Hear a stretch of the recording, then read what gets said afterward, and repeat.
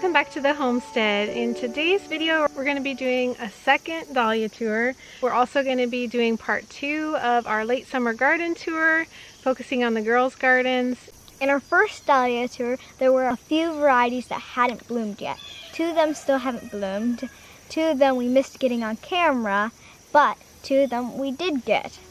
And they are Polka and Cornell Bronze.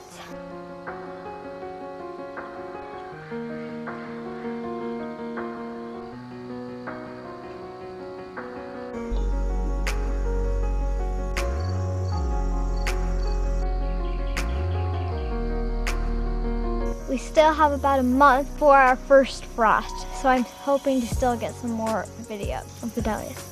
So now I'm going to share the ones that have bloomed the best for us so far. More Place is one of our earliest and longest bloomers, and it had good stems and did not get eaten by the bugs.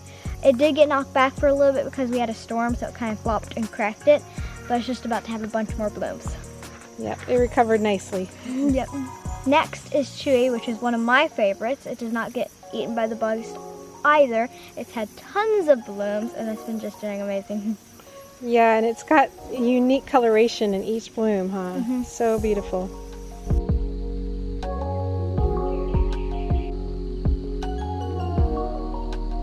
Melody Door is the next one, which we got last year actually, that did amazing, and it's been really good this year too. It is a shorter variety, so it doesn't flop. So it doesn't flop as much, but that also does make it have shorter stems. Strawberry and Cream is one of my favorites as well. It's probably the one that's bloomed the very most actually.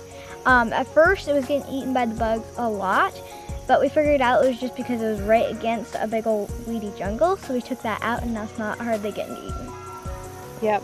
The bugs were coming in off of the weeds beside it, huh? Yep. I think it's really cool because at least for us, every once in a while we'll get a completely different color one. The next 2 are both really big ones, really tall and big ones, so they definitely need to be staked, but they are blooming really well and are beautiful. They are Gabby's Wish and Les Barons.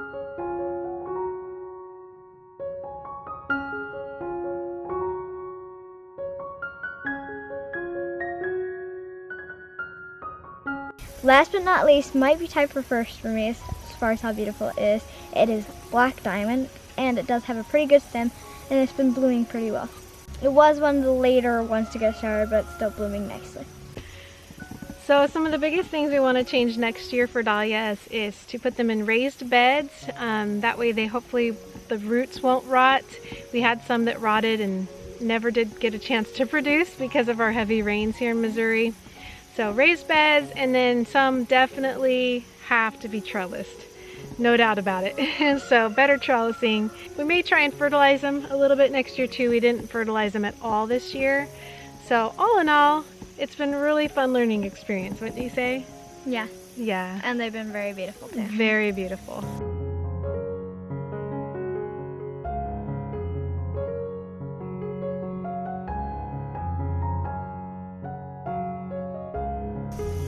All right, so now we're going to move on to the girls' garden spaces.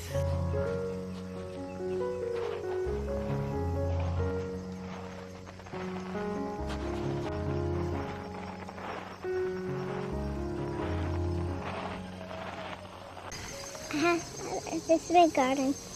A lot of flowers and chives. You've got all kinds of things in your garden, huh? Flowers and chives. We just planted a new Rose of Sharon bush, huh?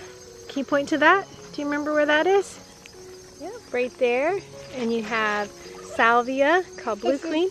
This is the new salvia called Blue Queen. Good. Well, that's their echinacea. And what's under there? Can you pick it up? Planted some mizuna. Yeah. But the turkeys or the muscovy babies started munching them. So we're going to get some little covers like this to put on your little baby plants in here, huh? Yeah. And do you remember what this flower over here is? No. Is it a mist flower? Yeah. Yeah, it's got pretty little purple blooms right now, huh? And Naomi has it too. And Naomi has it too. Should we go on to Naomi's garden now? Yeah. All right, now I'm going to give the camera to you, Biddle, so you can show your little garden space. Here you go.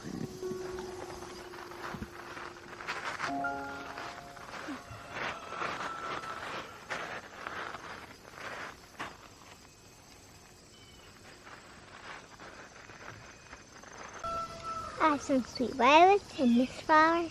My mom just planted sweet willia and Salvia? salvia. Yeah, we have some white sweet william. That won't bloom till next spring. And same with the salvia. They're new plants, huh? So you have 2 of each. Yep. White and purple. Because the salvia is called caradonna and it's a purple bloom. And you've also got some other little things tucked in that aren't blooming right now. And then what's at the end of your trellis that you grew this year? Going up your trellis. Some purple beans. Purple pull beans, yeah. Those are almost done, but they may still produce a little bit, huh? Yep.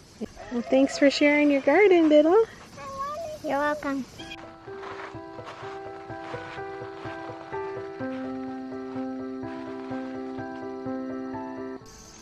Here's my garden. I'll share a few highlights with you. On the front edge, I have some daylilies, lamb's ear, and geraniums, which aren't blooming right now, but they'll bloom again next year.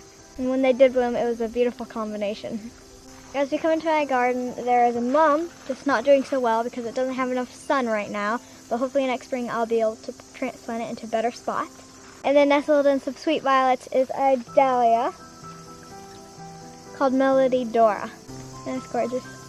And then moving on, there is one of the weedy jungle edges of my garden, which has been hard to keep up with because of the weeds suppressing in from the other side of the fence. Yeah, you have 2 edges like that. And even though the boys have weed-eated it, it's still a jungle, huh? Yep. So what's your plan for next year? To be able to put a more permanent pathway along the fence on the inside so that I can just have better access to be able to get the weeds back there, and so that hopefully they'll keep some of them out. Yes. Our original plan was to actually put a cement pathway along the whole outside of the garden space, but I don't know if that's ever going to happen. So you're thinking maybe get some pavers and make a permanent walkway along the inside edge for access and as a weed barrier. I think that will make all the difference in the world for you with this garden space because it's been tough to maintain back here, huh? Yeah. And so having that buffer and access, I think, will make it so much more fun to manage this garden. And then on my other bed, we have some mist flower and a beautiful nasturtium. Yeah, and you're kind of thinking of maybe getting rid of the mist flower, right? Yeah. Because of how invasive it is, but it's so pretty this time of year. It's always a hard decision, huh? To leave it or pull it. Thinking about possibly putting it in my pots. Yeah, I think it's pretty cold hardy, so it might be able to overwinter in the pot, and then it will be a little more confined, which would be nice. And then right under my tree, I have some burgundy glow ajuga and some hostas. Yeah, and you're thinking of hopefully incorporating some more shade-loving plants in this deep shade area, huh? For next year, because you have a few bare spots where the weeds just kind of took over, but if you're able to put some more hosta, maybe brunnera, some more shade-loving foliage plants, that would be beautiful, huh? Yeah. Your hostas are amazing. And then I have one poor little dahlia over here that needed a trellis, but we don't have any trellises that we can use right now, so maybe next year I'll be able to fix that. Yeah, we've been looking at Amazon actually for some trellises that might work for the dahlias. So once we figure that out, hopefully we can get some. So next year and future years we can stake up the dahlias better.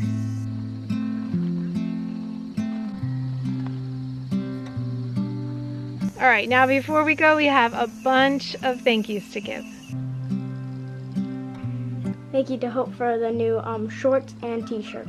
Yep, that's going to be a great new outfit for our family camping trip that's coming up soon, huh? Yep. Thank you to the person who got me this natural latex pillow. I already used it and it was great. Yep. Sometimes you lay on my pillow with me at night and chat for a little bit, and you've always loved my latex pillow. It's super old, but it holds up really well. Yeah, so now you have your own. Yeah, because my other one was getting all clumpy because of the cotton stuff inside clumps all together. Yeah, that's the nice thing about the latex. It holds up really well for a long time. Thank you to Larry B for this really cool mechanical pencil. Thank you to the person that got me this tin. I'm hoping to do some crafting with it. And also to the person that got me this window for my future home. Yep, you've got a few windows going now, huh? Mm-hmm. No foundation yet, but Not yet. hopefully soon. Hopefully. Yeah, you guys are getting more and more of the plans nailed down. You're Yeah. hoping to build a passive house. Mm-hmm. So if anyone knows what that is, there's a lot to learn still about that. Yeah. But cool. And thank you to the person who got this big bag of azomite. Yay! This is going to be perfect for fertilizing the garden. And thank you so much to the person who got me these storage containers. It's kind of dark in here, but these are the perfect size for storing our different harvests from the garden. Got onions, red potatoes, Kennebec potatoes, purple potatoes, garlic, and tiny bit of our sweet potatoes. That was from our test run on our sweet potatoes. These are the perfect size because they're not too big. I have issues with humidity in this closet in the summertime, and so I have to store things in smaller open containers like this to get the best airflow and to be able to easily check through and make sure nothing's going bad. So I line the bottom of those baskets with a little bit of paper so that if there is any kind of moisture from something that's rotting, I can notice it on the paper, and hopefully we won't lose as much of our garden harvest this way.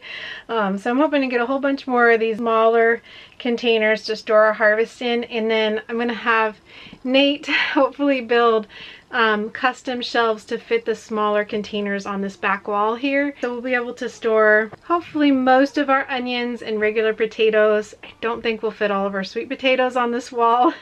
So some of those will have to be stored elsewhere, but I think these containers are really going to help me get organized with our harvest, because every year we grow more and more, and I've been having trouble finding places to put it all. So thank you, thank you, thank you for these containers. I so appreciate it, and it looks like they're going to work perfect. Well, thank you guys so much for joining us in the gardens again today and on the homestead.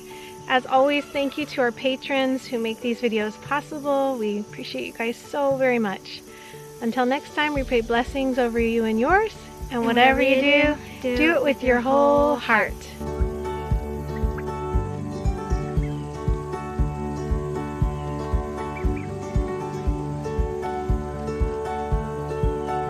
We harvested our giant squash, 4.5 feet long, and it weighs almost 20 pounds.